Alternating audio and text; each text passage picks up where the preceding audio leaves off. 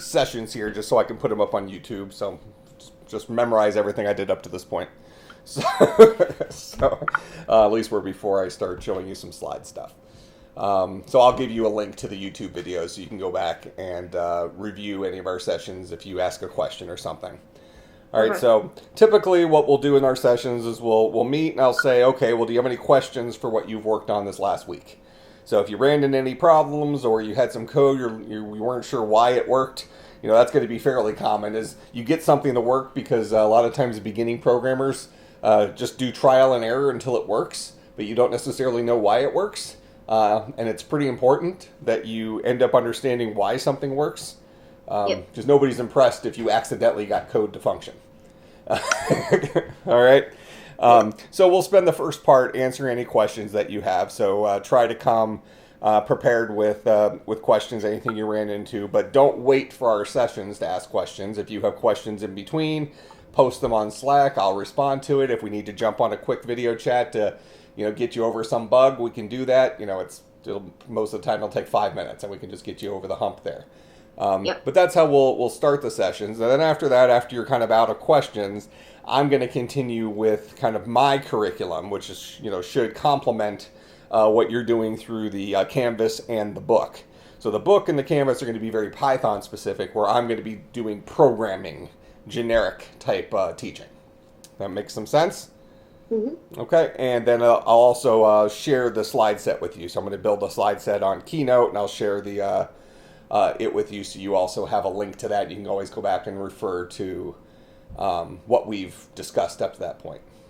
Okay. All right. So do you have any questions about anything that you've run into in the course so far, or any questions in general that I can answer before I just dive into my stuff? Not yet. I think I'm going to start, or after this, I think I'm going to start writing down, the different commands in notes so that I can just remember. I can go back to it whenever I need to. Okay. Yeah. Okay. Now, one thing, I'll just throw it out there now, and I'm positive I'll say it again. And I think I was looking through the book the other day, and I think the book says this as well, which I'm very impressed with. Try to not copy and paste. Yeah. All right. So, and this isn't so much, once something's boring for you, and, copying and pasting it is just a convenience, fine, do it then. Okay, but one of the things that you need as a programmer is almost this idea of muscle memory. If you type a for loop, for example, or an if statement over and over and over and over again, you end up memorizing it just by practice. That makes sense? And You're actually doing yourself a disservice by pasting it from another part of your program or pasting it from a Google search or something like that.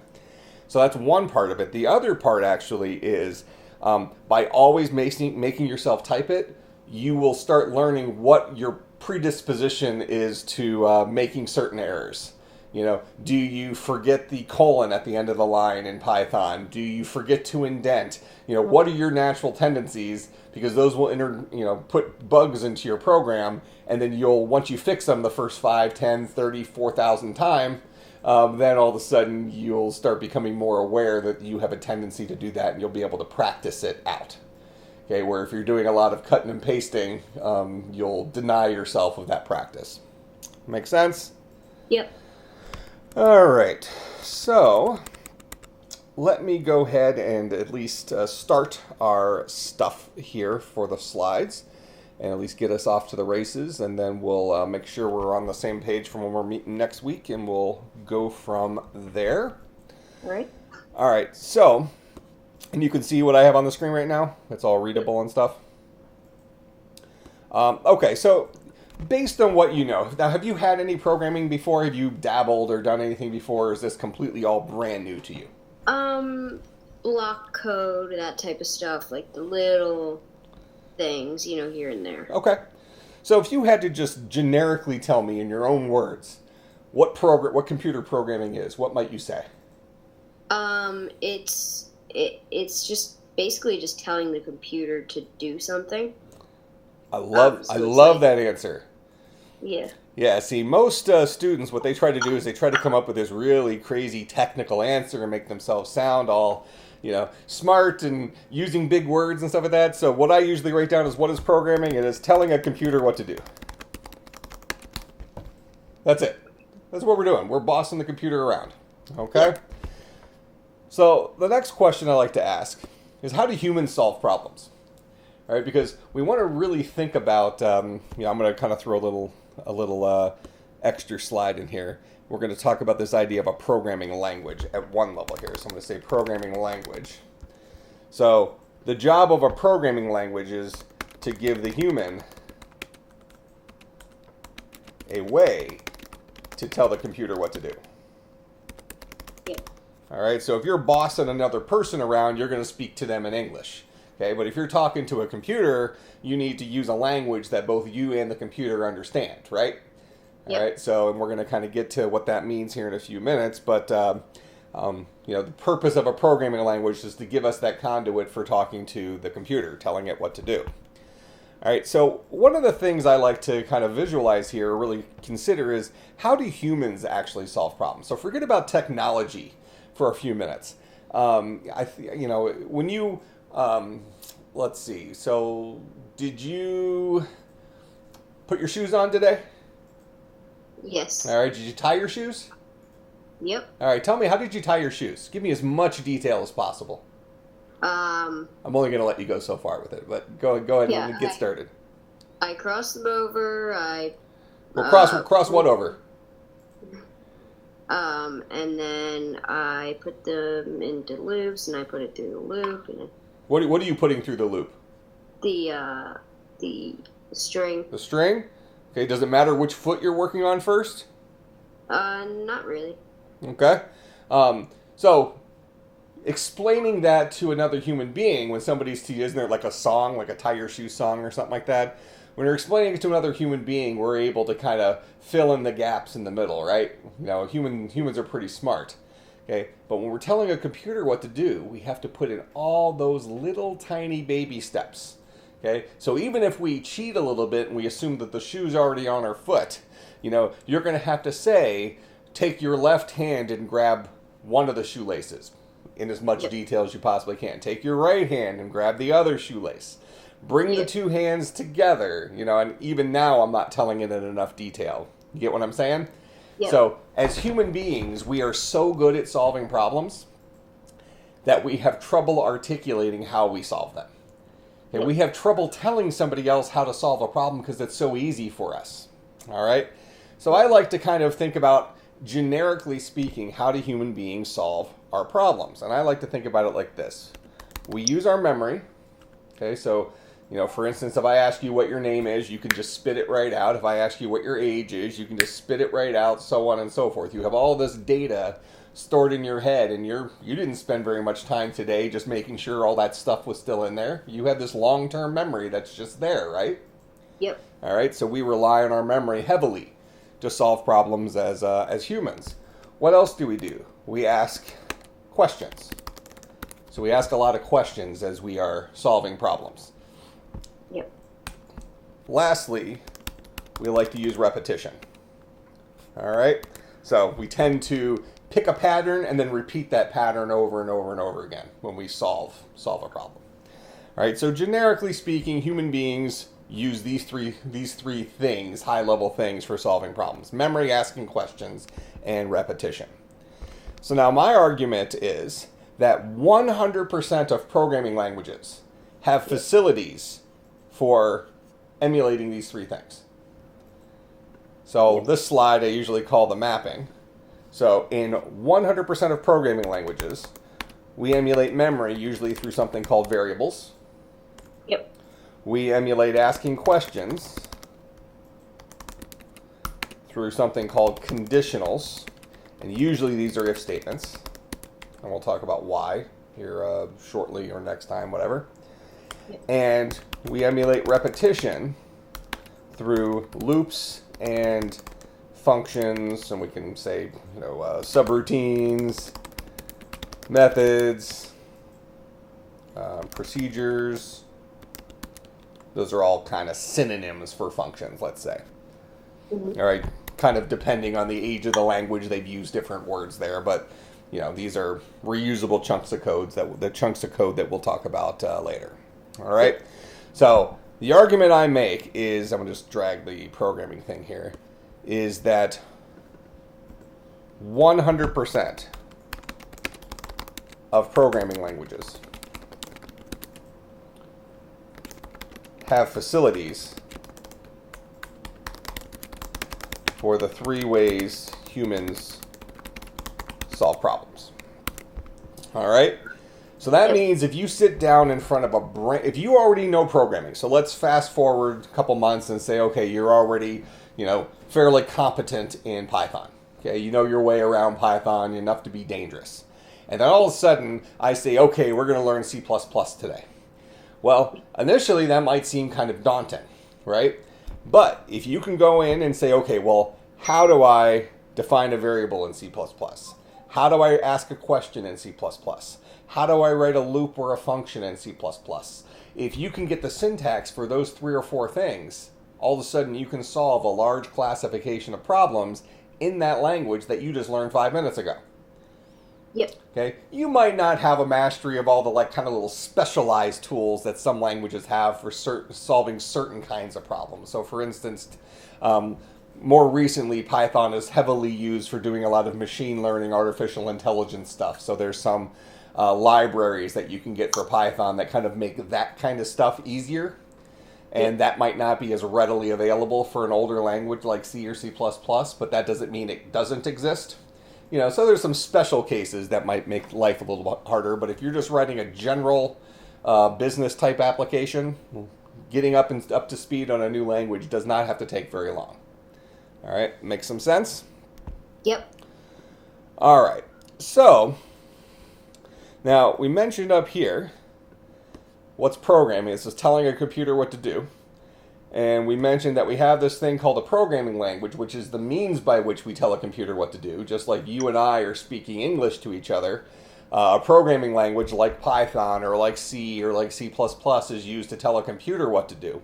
But does the computer actually understand Python at its heart? What is a computer? What can you tell me about a computer? Computer is a machine that does what you tell it to do. Okay. All right, pretty high level. Let's kind of, I'm going to draw some pictures here. I do like drawing pictures. That's one of the, I get way more enjoyment out of it than my students probably do. All right, so the bottom line here, I'm going to put a thing called a CPU. On top of that CPU, we're kind of sitting over here to the side, we're going to put RAM, so we have our system memory. I'll throw a hard drive over here as well, and we'll make it a modern computer. So this is going to be a solid state drive. We'll have this guy kind of sitting over here. All right, and then we ultimately have our human sitting up here. So you're telling us that we're going to tell this computer what to do. Now, what sits between the human being and the processor and RAM and solid state drive? The screen. Okay, I'll give you your little screen here. Wasn't what I was thinking, but it is an accurate statement. All right, so we got our screen here. I'm gonna make this guy a little skinnier. It's a pretty big screen. Here, all right, so we got the screen. Okay, so what's sitting between the screen and the actual CPU here? When you talk to your computer, are you talking directly to the CPU? No. Oh. All right, so we got this dude here called the operating system. Yep. Right? So right now, you and I are both on a Mac, so we're both running Mac OS X. Yep. I'm going to teach you some interesting stuff about Mac OS X at some point when we get to that part of my slide set. But, in general, you're talking to this thing called an operating system. So you got all these nice buttons. We popped open the terminal. If you want to go and look at your directory structure, you pop open Finder, whatever it is. All sorts of stuff like that, right? Yep. Okay, because this operating system gives us all nice pictures and icons and search bars and things that are convenient for human beings to interface with, right? Okay. Yep. What does this CPU look like? Is this guy a pretty complex thing? Yes. He's an expensive piece of technology, right? Yes. Okay, and we're not in there just poking at that guy with a stick. Okay, so we are reliant on something to sit between us and that CPU. And now, really, there's another little thing in here. I say a little thing, but it's actually kind of a big thing. So we have this thing called the motherboard. I was about to say that. All right, so we have the motherboard, and let me do something here real quick. We're going to make that guy green, and I'm going to send him to the back.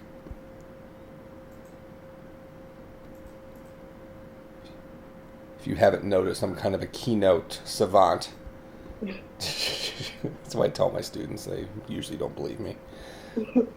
All right, so we have our motherboard here.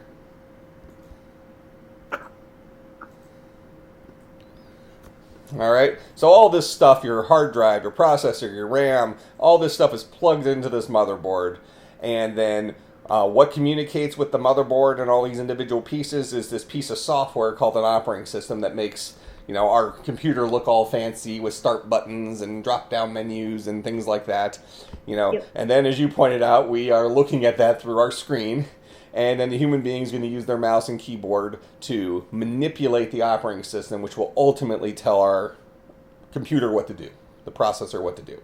That make sense? All right, so this is kind of the sandwich that exists for us to control a computer. All right, so now we already said that we're not going to sit there and poke at the CPU with a stick because, well, first of all, that'd be kind of weird.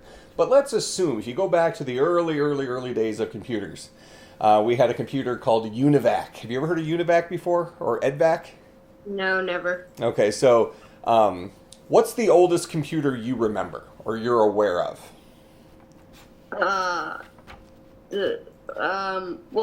oldest of the oldest is the one I remember reading something about a computer that took up a whole room.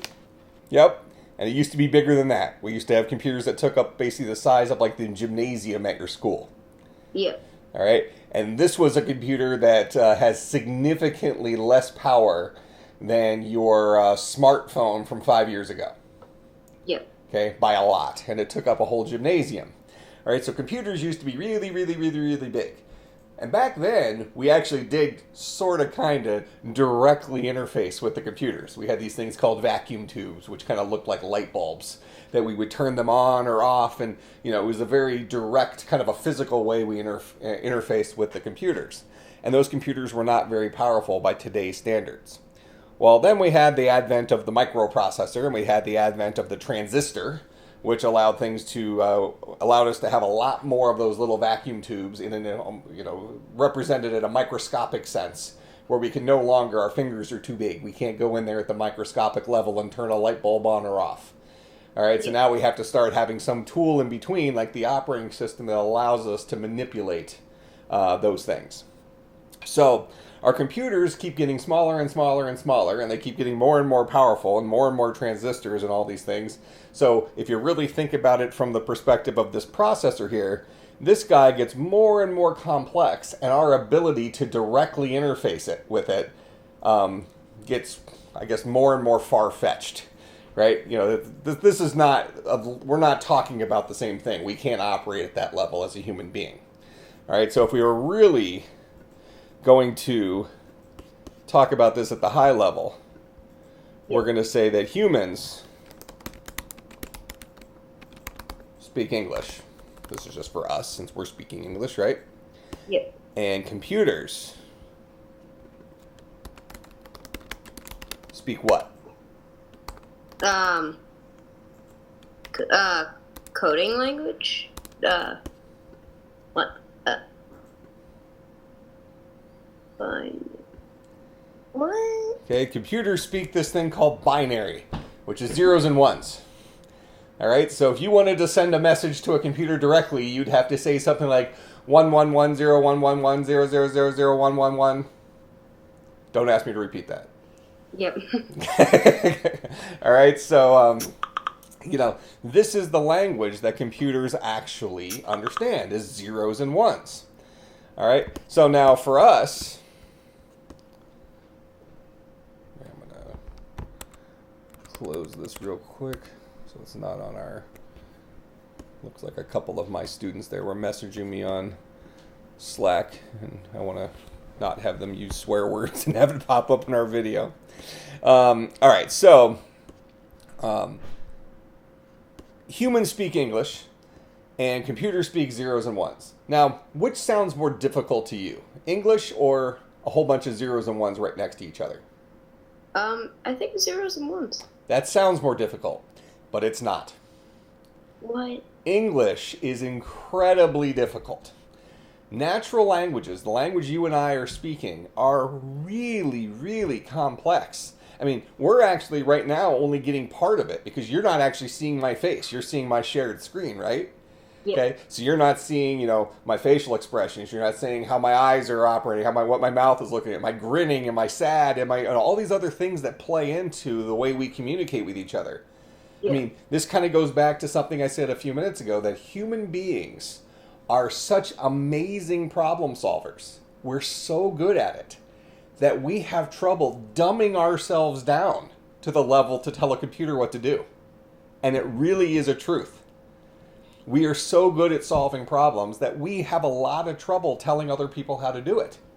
Okay? Yeah. I'm walking around the halls at the university and I'll see, students who are sitting there texting while they're walking, and they're bobbing and weaving in and out of other people. They're not bumping into any walls. They're not bumping into other humans. Yet it wasn't even worth their while to look where they were going. They're texting. They're playing video games, whatever. All right?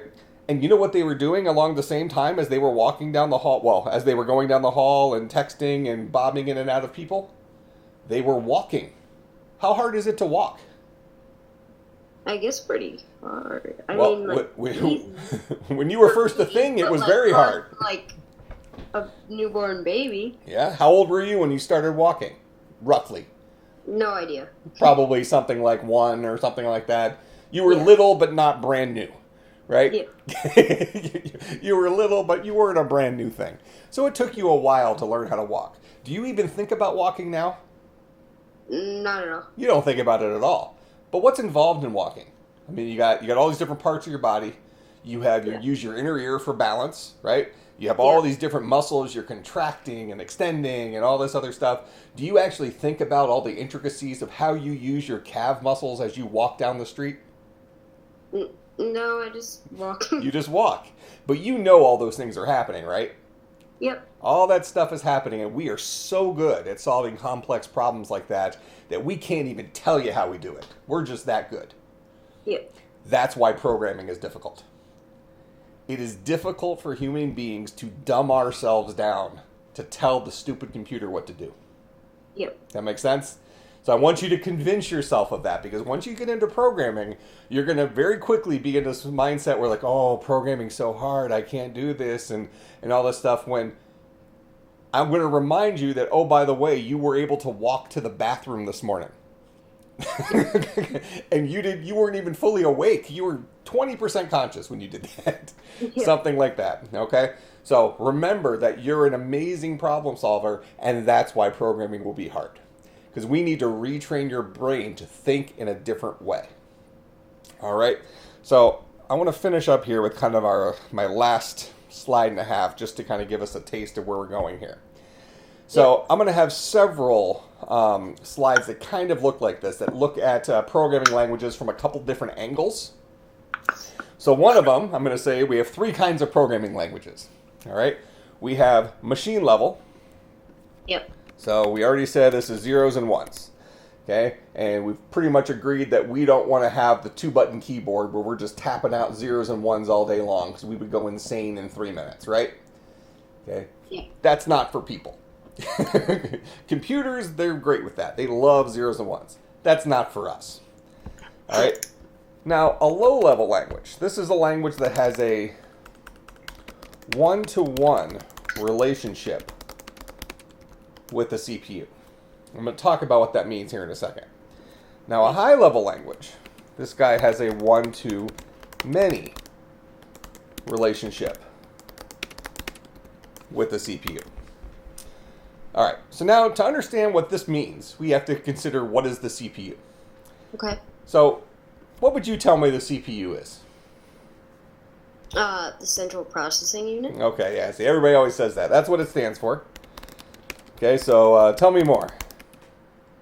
Um, it's what it's like the brain of the Okay, body. yeah, that's another good one. Brain of the computer, something like that. I like to think of the CPU like this. So you mentioned brain. So let's think about the human brain for a second. Not so much how it works, just the kind of things you can rely on yourself to do. Okay, so for example, if I ask you what your name is, you're able to tell me that, right? Yep. Okay. You didn't? Did you have to like mentally actually think about looking up that piece of information, or did it just kind of pop right there on the tip of your tongue? Just there. Okay, but you can kind of recognize that there is some sort of function that occurred inside your body where you were able to retrieve your name from fast memory in your brain somewhere, right? Yep. Okay. Similarly, if I asked you to add 3 and 5 together, could you do that for me? Yep. Okay, so you know how to do some math. You know, there's going to be a point where I give you numbers that are too big, where things are going to get a little sketchy. But in general, there's all these little things you know how to do, right? Okay, if I ask you to raise your right hand, you can do that. If I ask you to raise your left hand, you can do that. You know, all these, you know, we just go on and on and on about all these things that you know how to do, right? Yep. Some of them are impressive, some of them are stupid, doesn't matter. There's all sorts of stuff that you know how to do. So what I like to say about the CPU is I like to think the CPU is a collection. I gotta spell this right.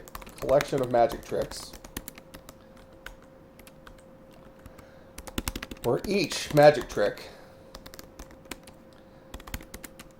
accomplishes some small task. Where a task is I'm going to start using some, I'm going to stop at this level because we're going to start using some pretty abstract words. So where a task is a granular component of a larger problem. Okay?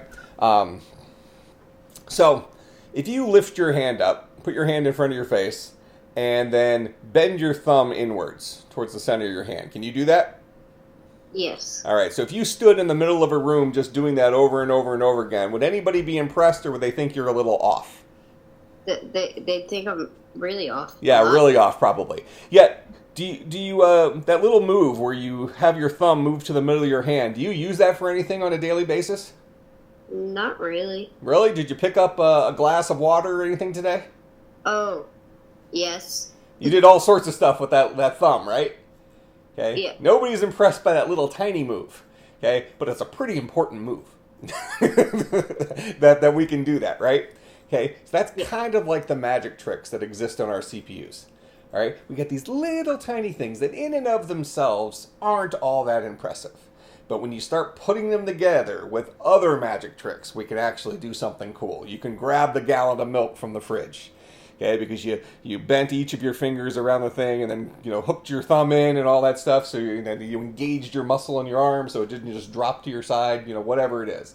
You can kind of appreciate that all these little tiny movements that you can do go together to do more complex movements that actually accomplish things, right? Yes. Okay, that's how a CPU works. So a CPU has thousands and thousands and thousands of these little tiny, unimpressive in and of themselves magic tricks that when we put them together in a very specific order, something real happens. Yep. Okay? So, we go back to this previous slide. We've already decided that the machine level, the zeros and ones, not for us. This next one, this low-level language, where we said this guy has a one-to-one relationship with the CPU, even then, that's going to be a little bit frustrating for us. So if you had to sit here and tell me, how would you grab a gallon of milk, right? And you had to tell me each of those little tiny magic tricks. Well, I first constricted my index finger, and then my middle finger, and then my ring finger, and so on and so forth. You know, you're going to give me the 50 or 60 steps that it takes to put your hand around the handle of a gallon of milk. Hey, you could do that as a human, but you're only going to do that once, right? You're going to be pretty frustrated at the end of that. You need to go ahead and get that? No, I just had to. Okay. So does that make sense? Yeah. That would be frustrating. You could do that as a person, but it would be frustrating for you to do that. Now, if I just told you to walk over to the fridge and grab the gallon of milk, could you do that? Yes. And that's a pretty easy thing. That's kind of more the style of humans, right? We like to just give a single command and have it mean a whole bunch of stuff. That's this high-level language. That's this one-to-many relationship. I say grab the gallon of milk, and those 50 or 60 things occur for the gallon of milk to actually be grabbed. Does that make sense? Yes. Okay, so we're going to say that these high-level languages, these are power tools. Oh, yeah. Humans like power tools, right? Yeah. Okay? This is where we want to spend most of our time as a computer programmer, is working with high-level languages that allow us to say relatively few individual lines of code to a computer and have something else in the middle convert that into the one-to-one instructions and then ultimately the zeros and ones. All right? So the reality is, if we go back to this picture here, where what does a computer speak versus what does a human speak, we might say, well, maybe we should just meet each other halfway, right? We might say, well, maybe a human should get halfway down to a computer, and a computer should come a little bit up. Well, a computer's going to say, look, I only speak binary. I'm stupid. That's the best I can do. And a human's going to sit over here and say, look, I'm not going to speak zeros and ones to you. Okay? I'm a human. I'm better than you. Okay? So we need stuff in the middle. Yep. So we need magic here in the middle that will allow us to speak in an English-like way and ultimately have it become zeros and ones. All right? So that's what we are going to demystify next time, is what actually happens with our programming languages that allow us to use the power tools of high-level languages and ultimately have our computers get the zeros and ones that they need. Make good sense? Yes. All right. So then for next week, what is a good time to meet? Either probably Thursday at 7 would be probably pretty good. Okay, Thursday at 7. I assume Thursday at 6 is a no-go? It's just a little bit hard. It's tight for you? Yeah. What about like a Wednesday? Wednesday? Yeah, I think I could probably do Wednesday. Okay. See, I teach in the evening on Thursday, so Thursday at 7 is the beginning of my class. So I could do Thursday at 6 your time, but rather than rush. So if Wednesday, you pick the time. Wednesday at 7, is that good? Yeah. Okay. So the next time we'll meet is Wednesday the 7th at 7? Yep. Does that sound like a plan? Yep. Okay. Well, cool. So I will see you then on the same channel.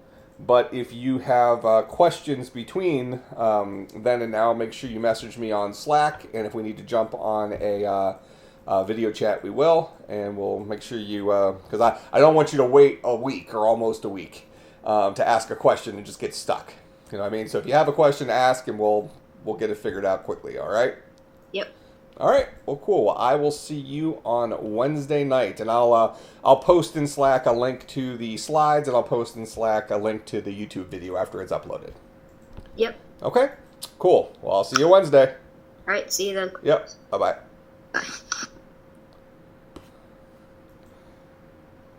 Oh, lady.